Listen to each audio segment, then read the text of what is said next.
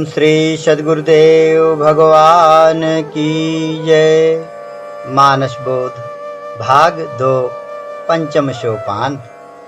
सुनिश्रुत बधलंकेश रिसाना पठयसि मेघनाद बलवाना। मारसि जनिसुत बांध सुताही देखिए कपि कहाँ कर आही। चला इंद्रजित अतुलित जोधा बंधु निधन सुनि उपजा क्रोधा। कपि देखा दारुण भट आवा कट कटाय गर्जा अरुधावा। साधना करने वाला साधक जब अंतर्मुख होकर अपने अंदर की गतिविधि को देखने में सक्षम होता है तो उसका जो वैराग्य है वह हनुमान का रूप लेकर इधर डटा हुआ दिखाई देता है, और वहीं अंतःकरण में उधर मोह रूपी रावण पहले से अपनी गद्दी लगाए दल बल के साथ बैठा है। मोहमय विजातीय संकल्प उठते हैं, लेकिन उसके अंदर प्रखर वैराग्य युक्त संकल्प उन्हें नष्ट कर देते हैं। वही है जो मन के अंदर प्रवेश करके ध्यान रूप में ध्याता के अंदर प्रवेश करके जब शक्ति रूपी सीता से साक्षात्कार कर लेता है तो अब वह इन विरोधियों की सब स्थिति परिस्थिति को समझ लेना चाहता है। उनके बल पौरुष और रीति नीति की गहराई की पूरी ठाह लेना चाहता है। इसलिए उसने यह सब कौतुक रच दिया। अब आ गया मेघनाद। यह रावण का बड़ा लड़का महान बलवान इंद्र को जीत लेने वाला हनुमान का उससे सामना हो गया। मेघनाद कामदेव का रूप है। साधक के अंदर जो विषय के संकल्प हैं, काम का आवेश, वह है मेघनाद। काम का आवेश बड़ा प्रबल होता है। बड़े बड़े ऋषि मुनि इसके प्रभाव में आ जाते हैं। काम, क्रोध और लोभ ये सब विजातीय पार्टी के बहुत बड़े बड़े योद्धा हैं। इन्हें जीत पाना हंसी खेल नहीं है। तात तीन अति प्रबल खल काम क्रोध अरु लोभ। मुनि विज्ञान धाम मना करहि निमिख महु क्षोभ। इस तरह से अब साधक के अंतःकरण में वैराग्य रूप हनुमान और काम रूपी मेघनाद की लड़ाई शुरू हुई। किसी तरह से इच्छा रूप अक्षय को मारा तो अब काम का प्रसार हो गया। साधक के मन के अंदर जब वैराग्य युक्त विचार छा जाते हैं तो मानो हनुमान का प्रहार हुआ, और जब काम का आवेश आया तो समझो मेघनाद का प्रहार हुआ। तो ये दोनों तरह के संकल्पों का संघर्ष अंदर चलता है। वैराग्य की भावना काम की भावना को दबाती है, तो कभी काम का आवेश वैराग्य भाव को दबा लेता है। यह दोनों प्रकार के विचारों की उठापटक साधक के मानस में चलती है। ब्रह्म अस्त्र ते ही साधा कपि मन कीन्ह विचार। जो न ब्रह्म सर मानऊ महिमा मिटे अपार। वैराग्य अगर है साधक में तो किसी न किसी तरह से हर बाधा को पार कर लेगा। काम रूपी मेघनाद ने ब्रह्मास्त्र में बांध लिया तो भी वैराग्य रूपी हनुमान को ही अंत में सफलता मिली। वैराग्यवान साधक को अपने अंदर की इन खराबियों को देखना चाहिए। इस काया रूपी किले में आसक्ति रूपी लंका में जो घुसी हुई है कि इनमें कैसी क्षमता है, कैसी इनकी क्रियाएं होती हैं, तो वह हनुमान स्वेच्छा से बंध गया। तो वैराग्य को कोई भय तो हो नहीं सकता। वह कोई बंदर तो है नहीं, वह तो सूक्ष्म भाव है साधक के मन का। साधक अपने मन के अंदर की स्थिति का निरीक्षण परीक्षण करता रहता है कि मेरे में जो ज्ञान, वैराग्य, विवेक आदि सद्गुण हैं, उनकी तुलना में इन काम, क्रोध, लोभ, मोह आदि दुर्गुणों की क्षमता कितनी क्या है। हे भगवान, मैंने इतना त्याग किया क्या अभी मुझ में इन बुराइयों का पलड़ा भारी पड़ रहा है?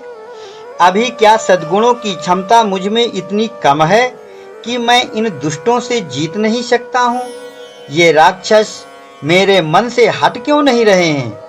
ऐसे यह सब देखा समझा जाता है और पहले इच्छा रूपी अक्षय कुमार को वैराग्य के द्वारा मार दिया जाता है। फिर आसक्ति रूपी लंका को यही वैराग्य जला डालता है और काम, क्रोध आदि ये बड़े बड़े विकार इतनी जल्दी नहीं मरते। ये सब विकार हमारे अंदर बैठे हैं और हमारी क्षमता को, हमारी शक्ति को भगवान में नहीं लगने देते हैं। उस शक्ति रूपी सीता को चुराकर अपने कब्जे में रख लिए हैं। तो साधक के हृदय में जब वैराग्य आ जाएगा तो उसकी साधना में गति आ जाती है। संसार रूपी समुद्र को एक छलांग में लांघ जाता है।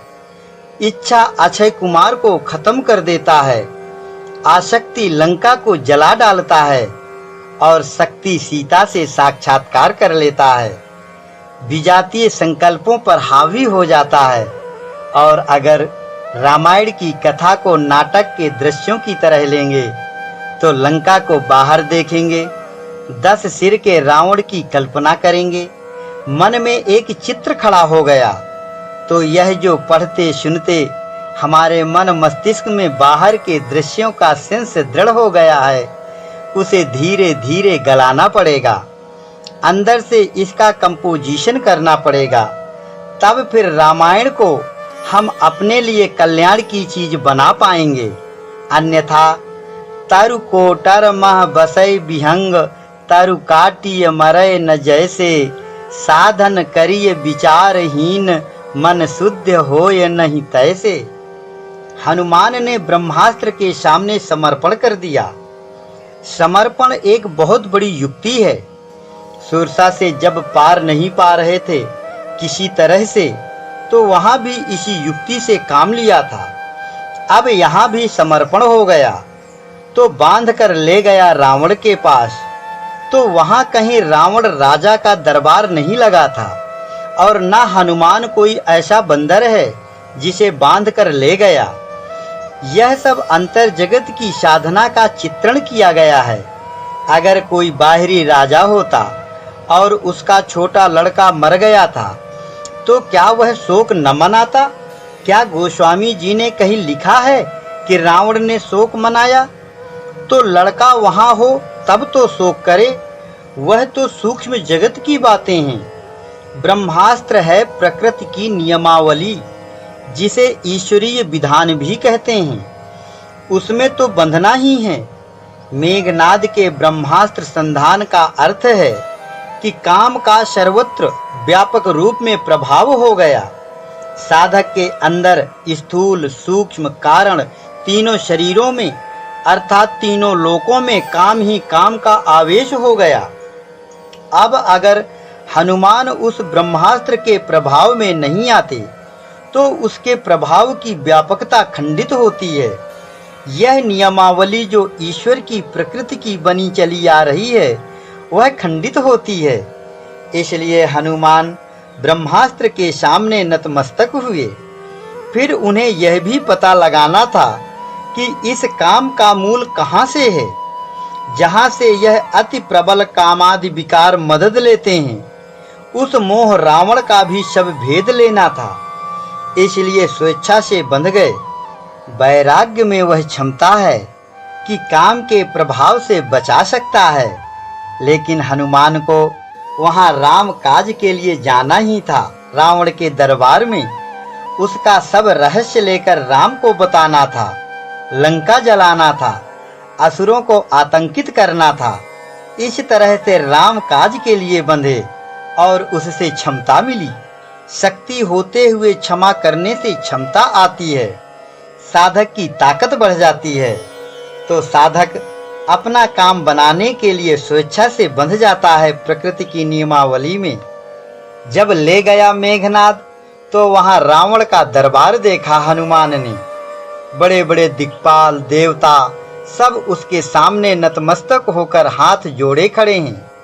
तो जब वैराग्यवान साधक अपने अंदर प्रवेश करके भीतर का जायजा लेता है तो देखता है कि मन और इंद्रियों में सब तरफ मोह का प्रभाव है। इस मोह रूपी रावण का आतंक छाया है हर तरफ। उसी की जय जयकार हो रही है। विजातियों का पूरा दल बल वहां जमा हुआ है। देवता इंद्रियों में निवास करते हैं। इन सब पर उसका प्रभाव छाया है। 10 मुख सभा दीख कपि जाई, कही न जाए कछु अति प्रभुताई। कर जोरे सुर दिसिप विनीता, भ्रकुटि बिलोकत सकल सभीता।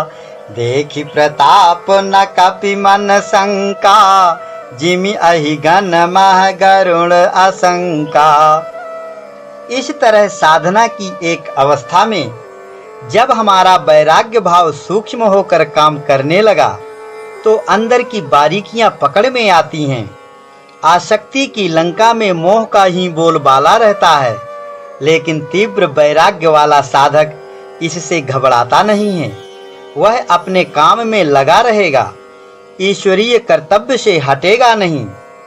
चाहे उसे बंधना पड़े, चाहे अपमान सहना पड़े, चाहे लोग उसका उपहास करे, चाहे जो करना पड़े, वह हट नहीं सकता। उसकी दृष्टि अपने लक्ष्य से हटती नहीं। देखो, जब रावण ने पूछा हनुमान से कि तुमने हमारे लोगों को, तमाम राक्षसों को क्यों मारा? क्या तुम्हें मरने का भय नहीं है? क्या तुमने मेरा नाम नहीं सुन रखा है जो ऐसी ढिठाई किया तुमने? तो देखो हनुमान ने वहां क्या कहा। उसने कहा कि मैं उस भगवान का दूत हूं जो सर्वशक्तिमान है। उसी की ताकत से तुम भी ताकतवर बने हो और अब अहंकार बस इसे अपनी प्रभुताई मानते हो। जाके बल लवलेश ते, जीते हूँ चराचर झारी। तास दूत मैं जाकर, हरि आने हूँ प्रिय नारी।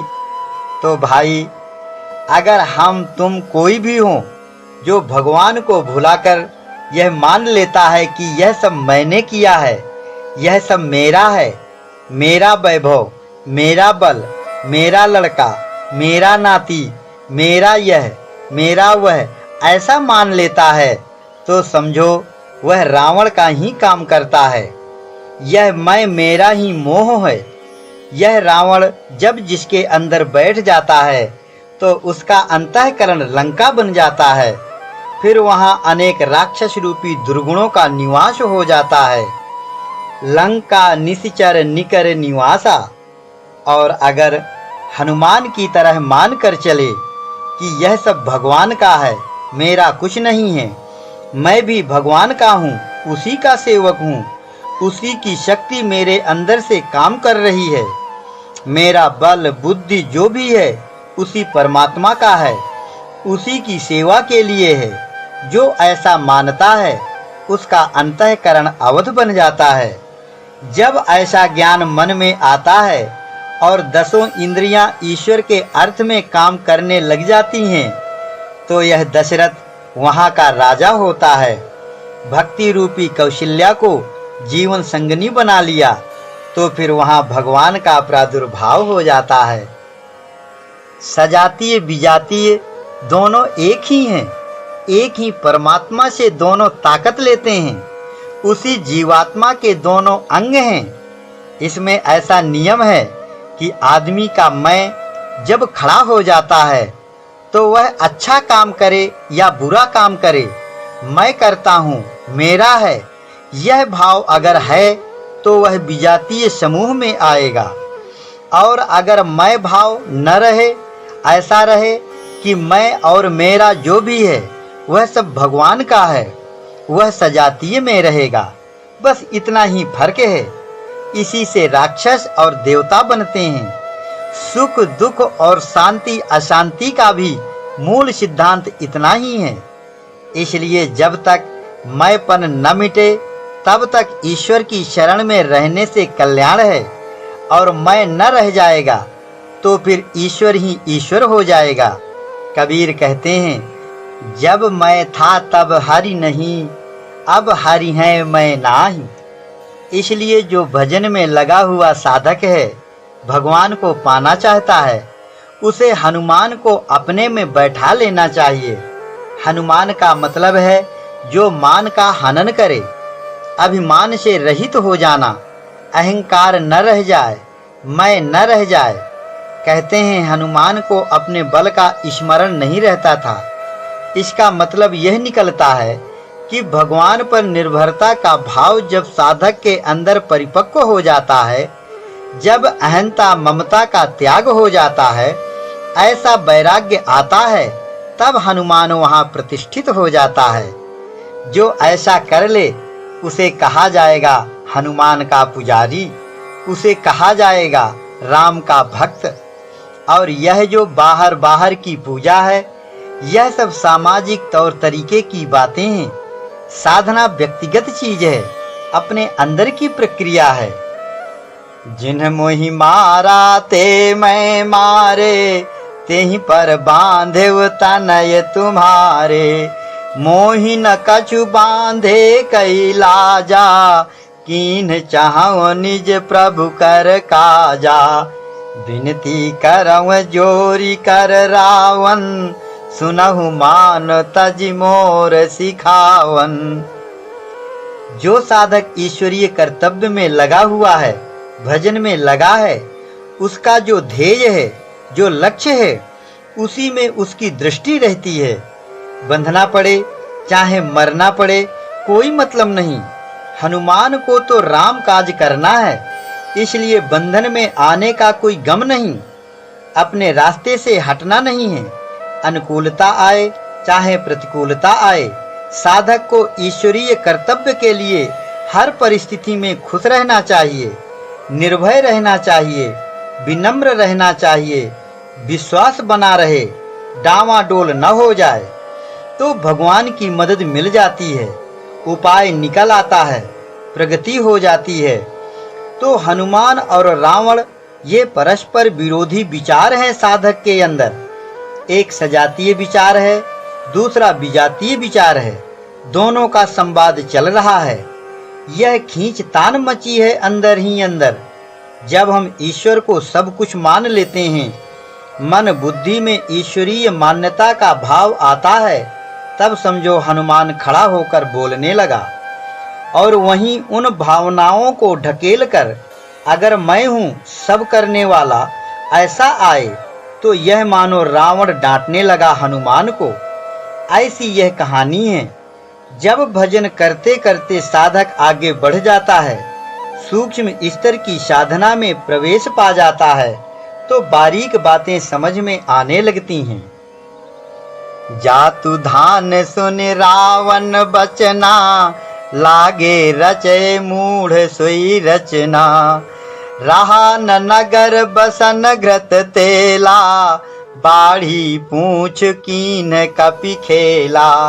कौतुक कह आये पुरवासी, मारही लात करही बहु हासी।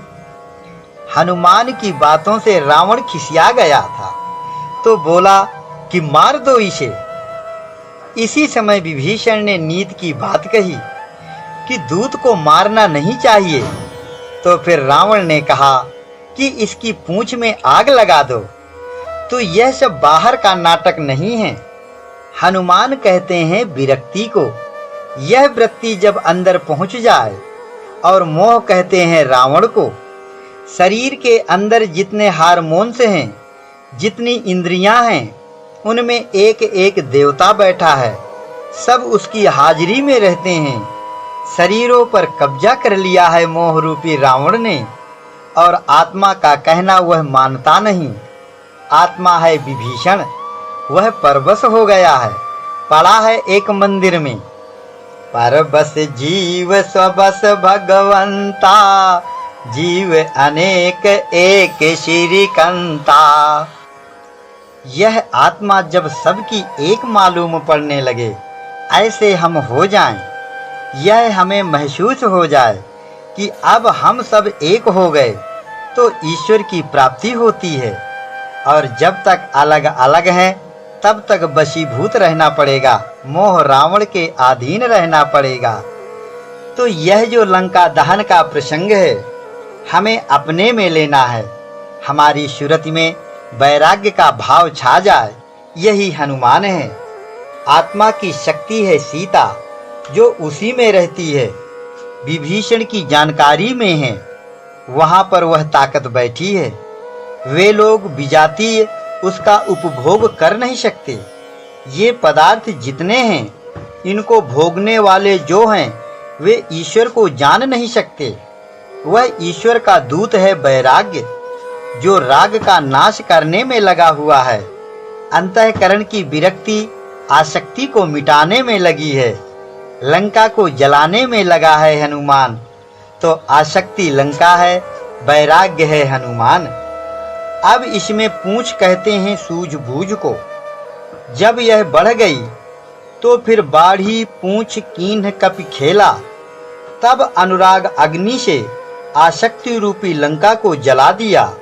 नींबू की चढ़ेव कपि कनक अटारी।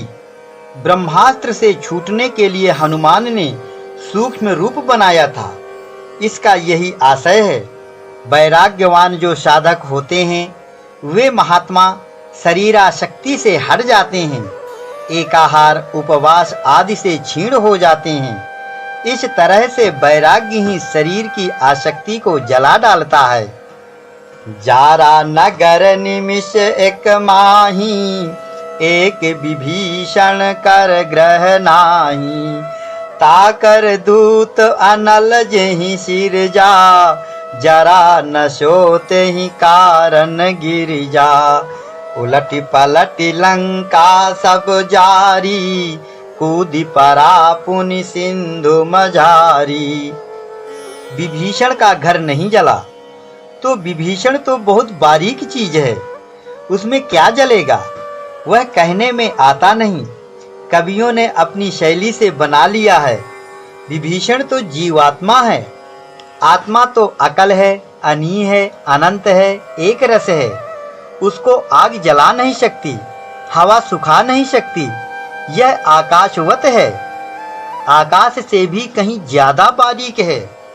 आकाश से बारीक महतत्व, महतत्व से बारीक प्रकृति, प्रकृति से बारीक आत्मा है। उसका नाम है विभीषण। वह है ताकत का पुंज, लेकिन माया मोह के अधीन हो गया तो दीनहीन होकर रह गया है। अब उसी को इन राक्षसों के बीच से निकाल कर ले आने के लिए ही तो यह साधना चल रही है। साधक का वैराग्य तीव्रतर होकर काम कर रहा है, तो अब उसके निकलने में देर नहीं है। इन सब शरीरों के अंदर है वह आत्मा, वह विभीषण है। वह अजर अमर है, कैसे जलेगा। शरीर मर मिट जाते हैं, वह नहीं मरता। वह परमात्मा में लीन रहता है और वह चेतन इस जड़ के साथ काम करता है। जैसे हारमोनियम बाजा होता है, उसमें हवा के लिए पर्दा बनाते हैं, अंदर उसमें छेद कर देते हैं। हवा उन छेदों से निकलती है तो आवाज होती है। ऐसे यह बना हुआ है शरीर ऑटोमेटिक। पृथ्वी, जल, वायु, अग्नि, आकाश, इनसे मिलकर बना है। और इसमें जो यह प्राणवायु नाभि में रहती है, प्राणवायु श्वासा में, उदान वायु कंठ के ऊपर काम करती है, अपान वायु गंदी वायु को निकालता है, और व्यान और समान, ऐसे यह 5 वायु हैं। इन्हें 5 प्राण भी कहते हैं। तो यह आत्मा प्राणवायु को अपनी एनर्जी देकर शरीर में इसके साथ काम करता है। और जब यह प्राण शरीर को छोड़ देता है तो वह अपनी जगह परमात्मा में लीन रहता है, और यह कहीं मरता या आता जाता नहीं है। इसलिए इसके घर को तो कोई जला नहीं सकता। जलने वाला वह पदार्थ है ही नहीं। जलने वाले तो पदार्थ यह चित, जल, पावक, गगन, समीर हैं। आत्मा तो जलेगी नहीं। तो लंका दहन के प्रसंग को ऐसे लेना चाहिए।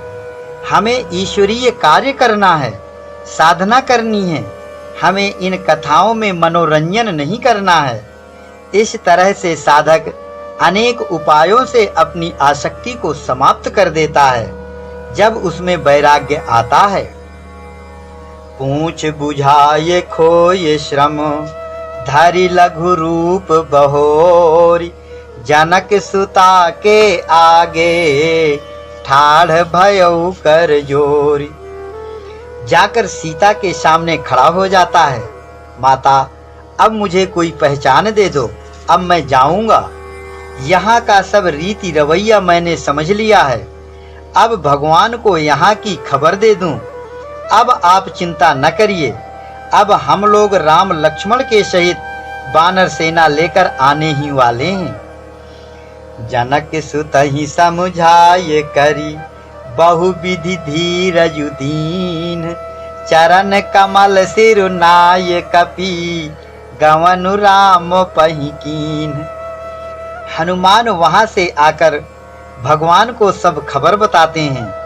तो साधक को चाहिए कि जो भी दिन भर में उसने किया है ध्यान में अपने इष्ट के सामने उपस्थित होकर रिपोर्ट करे कि भगवान, मैंने जो भी अच्छे बुरे काम किए हैं वे सब आपको समर्पित हैं। मैं कुछ नहीं जानता, मैंने आपकी ही प्रेरणा से किया है। मैं आपके प्रति सर्वभावेन समर्पित हूँ। मेरा इसमें कुछ भी नहीं है, सब आप ही करते कराते हैं। मेरा मन विषय में गया या नहीं गया यह आप जाने। आप ही इसे कंट्रोल करिए, इसे गाइड करिए और मेरा जल्दी से जल्दी सुधार करिए। मुझे भगवान ही सब में दिखाई पड़े, मुझे यह सब संसार न दिखाई पड़े। मुझे अब बर्फ न दिखाई पड़े, मुझे पानी ही पानी दिखाई पड़े। जिधर हम देखें हमें परमात्मा ही परमात्मा सब में ओतप्रोत दिखाई पड़े, यह पदार्थ जगत न दिखाई पड़े। हे भगवान, इस माया को आप समेट लीजिए और मुझे अपने स्वरूप का दर्शन कराइए। ऐसी प्रार्थना भगवान से करते रहना चाहिए सदैव, और नहीं तो शाम सुबह जरूर करनी चाहिए। रोजाना लंका में आग लगाना चाहिए बैठकर ध्यान में, और रोज प्रार्थना करना चाहिए। तो धीरे धीरे परमात्मा सुन लेंगे। तो फिर ब्रह्म ज्ञान रूपी बंदर चारों तरफ से इकट्ठे होकर के संसार रूपी समुद्र में संयम रूपी सेतु बनाकर आसक्ति रूपी लंका में घुस जाएंगे। और ये राक्षस जो विकारों के रूप में अंदर भरे पड़े हैं, इस काया रूपी किले में इन सब को मार मार कर खत्म कर देंगे। तो फिर कल्याण का मार्ग प्रशस्त हो जाता है, शांति मिल जाती है। ओम श्री सद्गुरुदेव भगवान की जय।